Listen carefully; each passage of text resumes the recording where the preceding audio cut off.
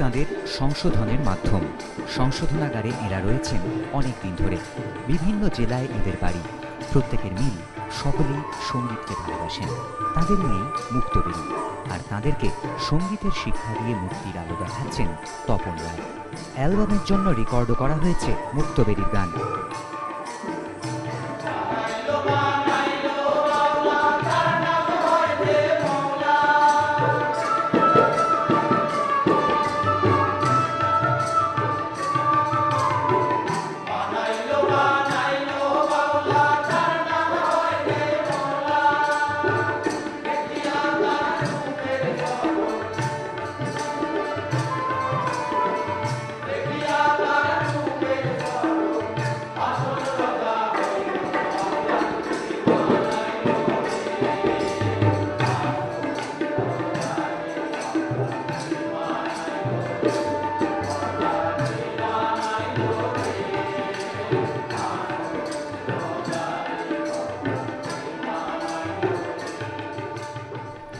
সংশোধনাগারের ভেতরেই সঙ্গীতকে নিয়ে বাঁচার উপায় পেয়ে খুশি আবাসিকরা।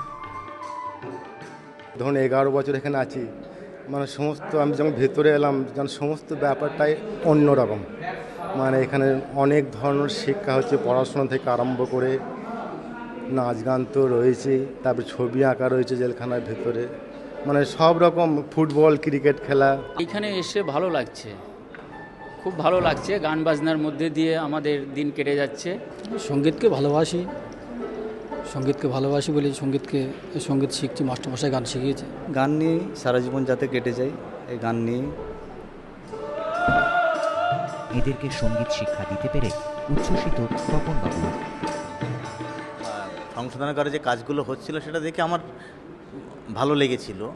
তা আমি তো গান গাওয়ার পাশাপাশি এই ধরনের ক্রিয়েটিভ কাজের সঙ্গে থাকতে আমি ভালোবাসি। এটা আমার মাস্টারমশাই দীনেন্দ্র চৌধুরীর কাছ থেকে পাওয়া।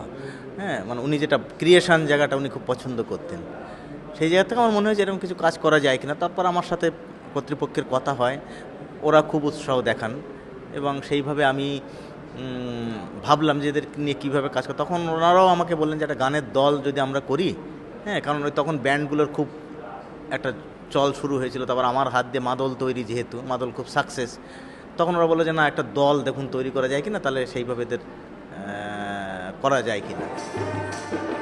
কি বলছেন আইজি কারা প্রবীণ কুমার? জার্নিটা নিশ্চয়ই তপনবাবু সাহায্য করে দিয়েছেন আমাদের। মানে আসলে ট্যালেন্টটাকে দেখা, ও ব্যাপারটাকে এর মধ্যে ইনার ইনস্টিংক্ট আছে কি না আছে, ইনস্টিংক্টটা তপনবাবু নিশ্চিত তরফে আমাদের হেল্প করেছেন এদের মধ্যে থেকে বার করে নেওয়া, রিহার্স করা, প্র্যাকটিস করে বার করে নেওয়াটা। তো ওনার সহযোগিতাই আমরা HMB-কে কাছে অ্যাপ্রোচ করে এই ব্যাপারটাকে রেকর্ডিং করা গেছে।